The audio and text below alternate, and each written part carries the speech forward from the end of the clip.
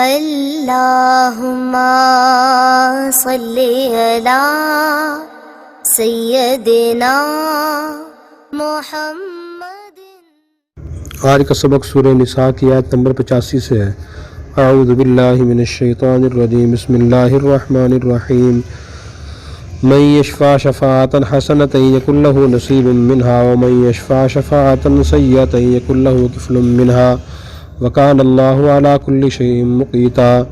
من جو شخص یشفع سفارش کرے گا، شفاعة حسنہ اچھی سفارش، یکن لہ اس کے لیے ہوگا نصیب منہا اس سے حصہ، ومن یشفع جو سفارش کرے گا شفاعة سیئہ بری سفارش، یکن لہ کفل منہا اس کا اس میں سے حصہ ہوگا، وکان اللہ علی کل شیء مقیتا اللہ ہر چیز پر قدرت رکھتے ہیں۔ وَإِذَا اور جب حییتم تمہیں سلام کیا جائے بتحیۃ کوئی سلام، فحیوا تم جواب دو بأحسن منہا اس سے اچھا، اور ردوہا یا اتنا ہی واپس کر دو، اتنا ہی جواب دے دو۔ ان اللہ کان علی کل شیء حسیبا بے شک اللہ ہر چیز کا حساب کرنے والے ہیں۔ اللہ لا الہ الا ھو اللہ کے سوا کوئی معبود نہیں، لیجمعنکم وہ تمہیں ضرور جمع کرے گا الی یوم القیامہ قیامت کے دن، لا ریب فیہ اس میں کوئی شک نہیں ہے۔ ومن اصدق من اللہ حدیثا کون ذرا سچا ہے اللہ سے بات کے لحاظ سے۔ فما لکم تمہیں کیا ہو گیا فی المنافقین فئتین تم منافقوں کے بارے میں دو گروہ ہو گئے ہو، واللہ ارکسہم بما کسبوا اللہ نے ان کو واپس بھیج دیا ان کے کیے ہوئے کاموں کی وجہ سے، ان کے اعمال کی وجہ سے۔ اتریدون کیا تم چاہتے ہو ان تہدوا کہ ہدایت دو، من اضل اللہ جسے اللہ نے گمراہ کر دیا اسے، ومن یضلل اللہ جسے اللہ گمراہ کر دے، فلن تجد لہ سبیلا ہرگز آپ اس کے لیے کوئی راستہ نہیں پائیں گے۔ ودوا لو تکفرون وہ چاہتے ہیں کہ تم کافر ہو جاؤ، کما کفروا جیسے وہ خود کافر ہوئے، فتکونون سواء پھر تم سب برابر ہو جاؤ۔ فلا تتخذوا منہم اولیاء تم نہ بناؤ ان میں سے کسی کو دوست، حتی یہاجروا فی سبیل اللہ یہاں تک کہ وہ اللہ کے راستے میں ہجرت کریں۔ فإن تولوا اگر منہ پھیر لیں، فخذوہم ان کو پکڑو، واقتلوہم اور انہیں قتل کرو، حیث وجدتموہم جہاں تم انہیں پاؤ، ولا تتخذوا منہم ولیا ولا نصیرا تم نہ بناؤ ان میں سے کسی کو دوست اور نہ مدد کرنے والا۔ الا الذین یصلون مگر وہ لوگ جو ملتے ہوں، الی قوم اس قوم سے، بینکم و بینہم میثاق تمہارے اور ان کے درمیان عہد ہو، معاہدہ ہو، او جاؤکم یہ تمہارے پاس آئیں، حسرت صدورہم ان کے سینے تنگ ہوں، ان یقاتلوکم تم سے لڑنے سے، او یقاتلوا قومہم یا اپنی قوم سے لڑنے سے، ولو شاء اللہ اگر اللہ چاہتے لسلطہم علیکم ان کو تم پر مسلط کر دیتے، فلقاتلوکم وہ تم سے قتال کرتے، وَإِنْ يَعْتَزِلُوكُمْ اگر وہ تم سے دور رہیں، فلم یقاتلوکم وہ تم سے نہ لڑیں، وَأَلْقَوْا إِلَيْكُمُ السَّلَامَ تم سے صلح کرنا چاہیں، فما جعل اللہ لکم علیہم سبیلا اللہ نے نہیں بنایا تمہارے لیے خلاف کوئی راستہ۔ سجدون آخرین ان قریب تم پاؤ گے دوسرے کچھ لوگوں کو، یریدون یامنوکم وہ چاہتے ہیں کہ وہ امن میں رہے تم سے، ویامنوا قومم اور امن میں رہے اپنی قوم سے، کلما ردوا الی الفتنہ جب وہ لٹائے جاتے ہیں فتنے کی طرف، ارکسوا فیہا اس میں اون دم گر جاتے ہیں، فإن لم یعتزلوکم اگر تم سے پیچھے نہ ہٹیں، کنارہ کش نہ ہو، ویلقوا الیکم السلام اور تمہاری طرف صلح کا پیغام نہ بھیجیں، ویکفوا ایدیہم اور اپنے ہاتھ روک کر رکھیں نہ روکیں، فخذوہم واقتلوہم تم ان کو پکڑو اور ان کو قتل کرو، حیث ثقفتموہم جہاں تم انہیں پاؤ، فاولئکم جعلنا لکم علیہم سلطانا مبینا یہ وہ لوگ ہیں کہ اللہ تعالیٰ نے تمہارے لیے ان کے خلاف واضح دلیل قائم کر دی ہے۔ وما کان لمؤمن کسی مومن کے لیے جائز نہیں ان یقتل مؤمنا کہ قتل کرے کسی مومن کو، الا خطا مگر غلطی سے ہو جائے تو اور بات ہے۔ ومن قتل مؤمنا خطا اور جو قتل کر بیٹھے کسی مومن کو غلطی سے، فتحریر رقبۃ مؤمنہ تو وہ آزاد کرے ایک مومن غلام، ودیۃ مسلمہ اور دیت ادا کی جائے، الی اہلہ اس کے گھر والوں کو، الا یصدقوا مگر یہ کہ وہ معاف کر دیں۔ فإن کان من قوم عدو لکم اگر وہ مقتول تمہارے دشمن قوم سے تھا، وہ مومن خود مومن تھا، فتحریر رقبۃ مؤمنہ تو ایک غلام آزاد کرنا ہے مسلمان۔ وإن کان من قوم بینکم وبینہم میثاق اگر وہ مقتول اس قوم سے تھا کہ تمہارے اس کے درمیان کوئی معاہدہ تھا، فدیۃ مسلمۃ الی اہلہ تو دیت سپرد کی جائے گی اس کے گھر والوں کو، تحریر رقبۃ مؤمنہ اور ایک غلام مومن آزاد کرنا ہے۔ فمن لم یجد فصیام شہرین متتابعین جو شخص نہ پائے یہ غلام فصیام تو روزہ رکھے شہرین 2 ماہ متتابعین مسلسل توبۃ من اللہ، یہ اللہ کی طرف سے توبہ ہوگی۔ وکان اللہ علیما حکیما، اللہ تعالیٰ علم والے حکمت والے ہیں۔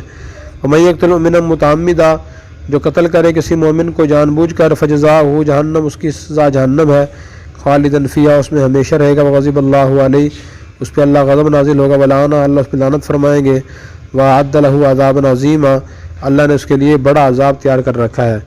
آیت نمبر 85 میں اللہ تبارک و تعالیٰ نے اچھی سفارش اور بری سفارش کا نتیجہ بیان فرمایا۔ پہلے اچھی سفارش کرے گا اور اس کے نتیجے میں کسی آدمی کا اچھا کام ہو جائے گا تو ایسے کام کرنے والے کو ثواب ملے گا، اس نے سفارش کی اس کو بھی ثواب ملے گا۔ نبی پاک صلی اللہ علیہ وسلم نے فرمایا اشفعوا تؤجروا، سفارش کرو تمہیں اجر دیا جائے گا۔ سفارش کا مطلب کیا ہوتا ہے؟ مثلاً ایک آدمی کسی کوئی جائز کام کرانا چاہتا ہے لیکن کسی آدمی سے متعلق ہے، وہ آدمی کر سکتا ہے، تو آپ سفارش کر دیں کہ یہ آدمی ناحق گرفتار ہے، ایسے رہا کر دیں، میں گواہی دیتا ہوں کہ ناحق گرفتار ہے، واقعی ناحق گرفتار ہے وہ، تو وہ رہا ہو جاتا ہے، اسے رہا کرنے والے کو ثواب ملے گا، آپ کو بھی ثواب ملے گا۔ آپ نے کسی کو کہہ دیا کہ یہ آدمی مجبور ہے، اس کی آپ امداد کر دیں، اس کو قرض دے دیں، یہ آدمی پڑھنے والا ہے اس کو داخلہ دے دیں، یا یہ رشتہ اچھا ہے رشتہ یہاں کر لیں، سفارش کر دی آپ نے، تو جیسے رشتہ کرنے والے کو، امداد کرنے والے، قرض دینے والے کو ثواب ملے گا، آپ کو بھی ثواب ملے گا۔ یہ اچھی سفارش ہے۔ سفارش میں زور دینا نہیں ہوتا، صرف بتانا ہوتا ہے کہ بھئی یہ آدمی اچھا ہے، آپ اس سے معاملہ کرنا چاہیں تو کر لیں، ٹھیک ہے، یہ مطلب ہوتا ہے سفارش کا۔ یہ مطلب نہیں کہ آپ نے یہ کام لازمی کرنا ہے، اگر آپ نے قرضہ اس کو نہیں دیا میں آپ سے ناراض ہو جاؤں گا، یہ سفارش نہیں، یہ جو ہے نا بوجھ ڈالنا ہے، یہ شرعی لحاظ سے منع ہے، یہ صحیح نہیں ہے۔ بری سفارش کے آدمی گناہ کی سفارش کر دے کہ آدمی آ رہا ہے اس کا 2 نمبر کام کر دے، یہ بری سفارش ہے۔ جیسے کرنے والے کو گناہ ملے گا، جس نے سفارش کی اس کو بھی گناہ ملے گا۔ آدمی اچھی سفارش کرے، غلط سفارش نہ کرے۔ بہت سے لوگوں کے غلط کام ناجائز کام بھی کر دیتے ہیں اس وجہ سے کہ کیا کروں، میرے پاس چل کے آ گیا تھا، رشتہ دار تھا، میرا بھائی تھا، کلاس فیلو تھا، میرا پڑوسی تھا، میں کیسے نہ کہتا بھی میں کام نہ کرتا، میں مجبوری تھی، تو کوئی مجبوری نہیں ہے، جو غلط کام ہے وہ نہیں کرنا۔ اس کے بعد پھر اگلی آیت میں فرمایا جب تمہیں کوئی سلام کیا جائے تم ویسے ہی سلام کرو، اسے اچھا جواب دو۔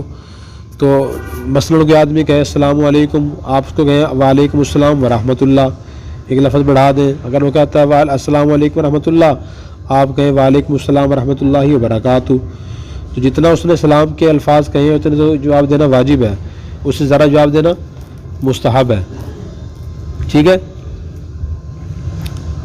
تو اس کے بعد پھر سلام کے فوائد ہی بہت ہیں۔ ایک آدمی حضور کے پاس اس نے کہا السلام علیکم، آپ نے فرمایا کہ 10 جواب دیا، فرمایا کہ 10 نیکی ملی اس کو۔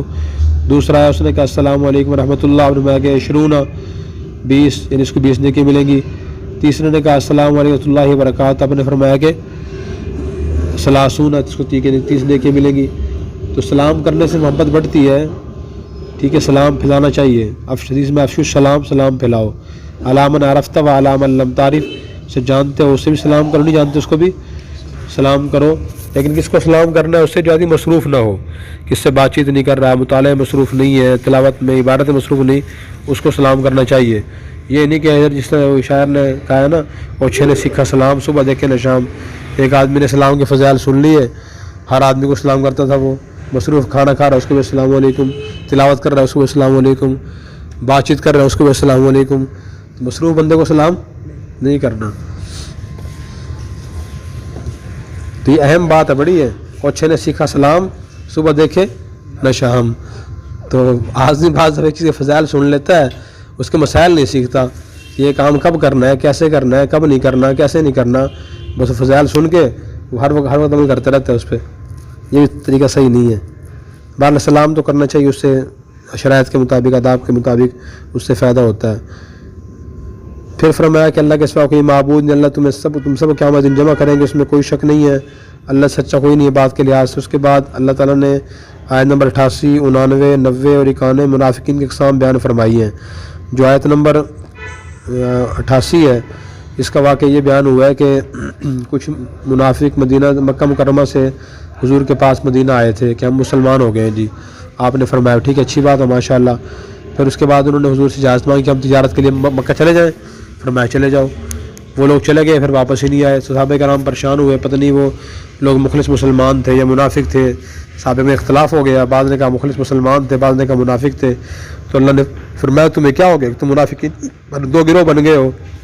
ان کے برے اعمال کو واپس لٹا دیا. وہ منافق تھے، مسلمان نہیں تھے. کیا تم چاہتے ہو کہ جس سے اللہ گمراہ کرے اسے تم ہدایت دو؟ یعنی جو خود ہدایت آنا چاہتا ہی نہیں تو اسے اللہ ہدایت نہیں دیتے. اللہ نے فیصلہ کرتے کہ منافق تھے. پھر اس کے بعد دوسری قسم بیان فرمائی، وہی ان کے بیان فرمایا کہ وہ چاہتے یہ ہیں کہ تم بھی کافر جیسے تم کافر جیسے وہ خود کافر ہیں، پھر تم کفر میں برابر ہو جاؤ. تم ایسے لوگوں کو دوست نہ بناؤ جب تک ہدایت کرے تمہارے پاس نہ آئے. مدینہ کے قریب کچھ لوگ قبائل تھے، وہ مسلمان نہیں تھے لیکن آگے اسلام کا اظہار کرتے تھے کہ یا رسول ہم بھی مسلمان ہیں. صحابہ کرام کہتے ہیں ہم بھی مسلمان ہیں. تو اللہ نے فرمایا تم اس پہ ایسے اعتماد نہ کرو. کب تک؟ حتیٰ یہاجروا فی سبیل اللہ، جب تک اپنے علاقہ چھوڑ کے مدینہ نہ آ جائیں. نبی پاک کے زمانے میں یہ شروع میں فرض تھا، جب تک مکہ فتح نہیں ہوا تھا، کہ جو آدمی مسلمان ہو ہجرت کر کے مدینہ آئے وہ یہاں آ کے رہے، یہاں دین سیکھے، کافروں کے ملک میں نہ رہے. وہاں کیسے عمل کرے گا؟ ایمان اسلام کی حفاظت کیسے کرے گا؟ دین کیسے سیکھے گا؟ کافر ملک میں اس وقت دین تھا ہی نہیں. میں ہجرت نہ کرے اس وقت تک تم ان پہ اعتماد نہ کرو. اگر کبھی جنگ کا موقع ہے تو ان کو پکڑو، قتل کرو، جہاں انہیں پاؤ. کسی کو دوست نہ بناؤ اور نہ حمایتی نہ سمجھو. پھر آیت نمبر 90 میں فرمایا کہ ہاں اگر وہ جو منافقین ہیں اگر وہ ایسے ہیں کہ تمہارا ان کا تعلق اس قوم سے ہے کہ تمہارا اس قوم سے جنگ بندی کا معاہدہ ہے اور وہ تم سے بھی لڑنا نہیں چاہتے، اپنی قوم سے بھی نہیں لڑنا چاہتے، تو تم پھر اگر وہ آ کے اس طرح ایمان کا اظہار کریں پھر ان سے قتل قتال کرنے کی اجازت نہیں، جنگ کی اجازت نہیں، کیونکہ معاہدہ جو ہے اسی قوم سے. تو اگر تم صلح کرنا چاہیں تو صلح کر لو ان سے، پھر بھی ان سے جنگ کرنے کی اجازت نہیں ہے.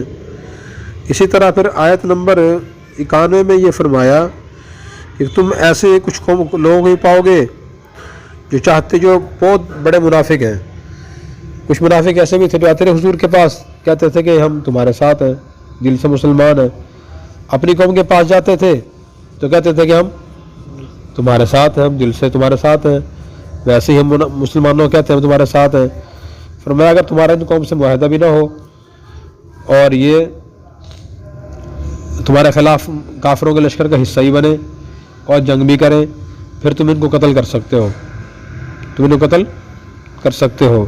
ہاں اگر وہ لشکر میں مجبوراً آ جائیں کافروں کے اور جنگ نہ کر رہے ہوں تو پھر ان کو تم قتل نہیں کر سکتے.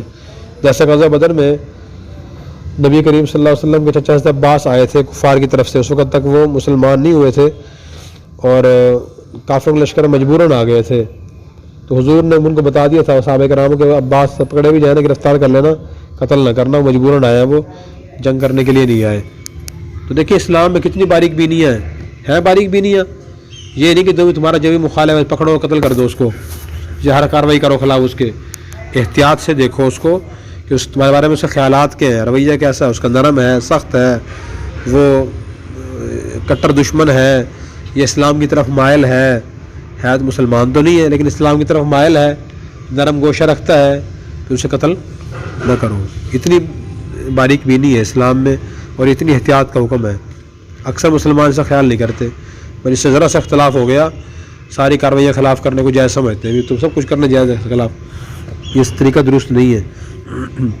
اس کے بعد آیت نمبر 92 میں یہ فرمایا کسی مسلمان کے لیے جائز نہیں کسی مسلمان کو جان بوجھ قتل کر دے. ہاں غلطی سے قتل ہو سکتا ہے، غلطی سے قتل ہو جائے اسے قتل خطا کہتے ہیں، اس کے احکام آگے آ رہے ہیں. تو ایک ہوتا ہے قتل عمد. قتل عمد یہ ہوتا ہے کہ آدمی جان بوجھ کے ایسے آلے سے کسی کو قتل کرے جو عموماً قتل کے لیے استعمال ہوتا ہے، بس گولی مارنا، چھری خنجر وغیرہ لے کسی کا پیٹ پھاڑ دینا، گلا کاٹ دینا کسی کا. اب گلا کاٹنے سے بندہ عام طور پہ مر جاتا ہے، ٹھیک ہے، اتنا بڑا پتھر پھینک کے مارنا اس سے بندہ عام طور پہ مر جاتا ہے، یہ قتل عمد ہے. کسی کو ڈال دینا شیر کے سامنے، چیتے کے سامنے، گاڑی تیزی سے آ رہی ہے اس سامنے پھینک دینا بندے کو، بندہ عام طور پہ اس سے مر جاتا ہے نا. یہ کسی کو ڈال دینا کوبرا سانپ کے سامنے، سانپ چھوڑ دینا اس کے اوپر، بندہ عام طور پہ اس سے مر جاتا ہے، اسے قتل عمد کہتے ہیں. اس کی سزا کیا ہے جی؟ قتل ہے. کہ ساتھ پیچھے پڑھ لیا آپ نے پارہ نمبر 2 میں. قتل خطا یہ ہوتا ہے کہ آدمی غلطی سے گولی چل گئی، گھوڑا دب گیا، بندہ مر گیا، یا بندہ مارنا چاہ رہا تھا کسی شکار کو، وہ ہاتھ ہل گیا، یہ بندہ اچانک سامنے آ گیا، بندہ مر گیا. قتل خطا ہے، غلطی والا قتل. اس کے بارے میں اگر مسلمان اس طرح غلطی سے قتل ہو جائے، اس کی سزا پہ قتل تو نہیں ہے کہ قاتل کو قتل کر دیا جائے، غلطی سے مارا گیا نا، تو اس کا حکم یہ ہے کہ جس سے مارا گیا نا وہ ایک غلام آزاد کرے، مسلمان غلام، اور وہ دیت ادا کرے. دیت 100 اونٹ یا 1000 دینار سونے کے ہوتے تھے، وہ اس مقتول کے ورثاء کو دے. ہاں اگر وہ معاف کر دیں تو علیحدہ بات ہے. نمبر 2، اگر وہ مقتول جو ہے اگر وہ دشمن قوم سے ہو، یعنی اسی قوم کافر ہے لیکن خود مسلمان تھا وہ، پھر ایک مسلمان غلام آزاد کرنا پڑے گا، ان کو دیت نہیں دینی پڑے گی. نمبر 3، تیسری صورت یہ ہے کہ اگر وہ مقتول اس قوم تھا تو غیر مسلم قوم سے، لیکن مسلمانوں کا اس قوم سے جنگ بندی کا معاہدہ تھا یا اور کوئی معاہدہ تھا، تو پھر اس کو دیت بھی دینی پڑے گی اور اس کا غلام بھی آزاد کرنا پڑے گا، کفارہ بھی دینا پڑے گا. ٹھیک ہے. ہاں جو آدمی پھر غلام آزاد نہ کر سکے تو پھر وہ 2 مہینے کے مسلسل روزہ رکھے. یہ اللہ کی طرف سے توبہ کا طریقہ ہے، جو اس طرح کرے گا اللہ تعالیٰ قبول فرما لیں گے. پھر اس بعد آیت نمبر 93 میں قتل عمد کی سزا بیان فرمائی، جو کسی مسلمان جان بوجھ کے قتل کرے گا اس کی سزا جہنم میں، اس میں ہمیشہ رہے گا. یہ کس کے لیے سزا ہے؟ جو کسی مسلمان قتل کو حلال اور جائز سمجھ قتل کرے گا، اس کی سزا یہ ہے کہ حرام کو حلال سمجھ رہا ہے. اگر مسلمان کسی مسلمان کے قتل کو تو حرام سمجھتا ہو، لیکن جذبات میں غصے میں آئے قتل اس سے ہو گیا، بعد میں وہ کہتا ہے کہ جی مجھ سے بڑی غلطی ہو گئی، میں توبہ استغفار کرتا ہوں، پھر اللہ تعالیٰ اس کو سزا معاف فرما دیں گے، وہ جہنم میں ہمیشہ نہیں رہے گا. لیکن پھر اس کے لیے اسلامی احکام لاگو ہوں گے کہ وہ دیت دے، کفارہ ادا کرے، قصاص لیے جائے اس سے. اللہ ہمیں عمل کی توفیق عطا فرمائے.